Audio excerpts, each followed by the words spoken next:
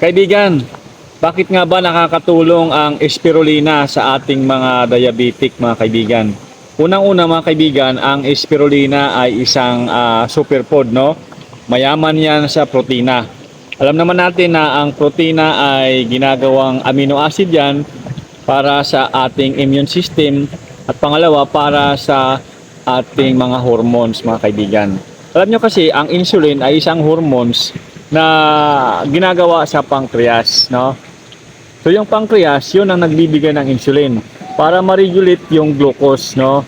Masala yung glucose, magamit natin maging energy, no? Sa pamamagitan ng insulin, pumapasok yan sa loob ng ating selula.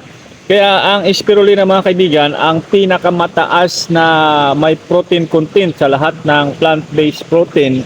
Kaya masasabi natin na talagang nakakatulong, no? Pero hindi ito sapat para palitan yung gamot mo doon sa inyong diabetes mga kaibigan. Pero sa akin, ang ginagamit ko talaga ay ang spirulina.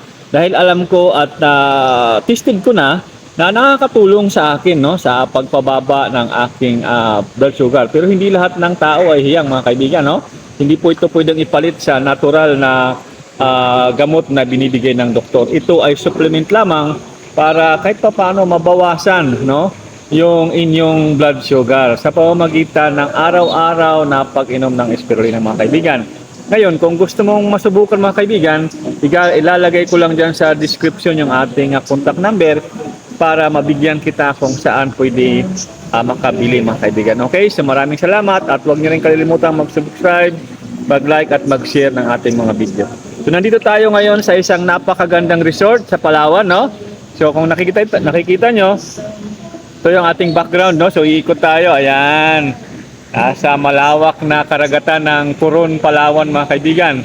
Pero nandito tayo sa Zori Resort. So kung nakikita nyo, andyan, maraming mga tao dito na pumupunta para mag-relax, no? So ikaw kahit may sakit, pwede naman mag-relax basta kaya ng katawan mo. Kahit pa paano nakakatulong ang pag-relax-relax sa ating mga diabetes mga kaibigan. Okay? So maraming salamat sa inyong patuloy na suporta sa ating chat.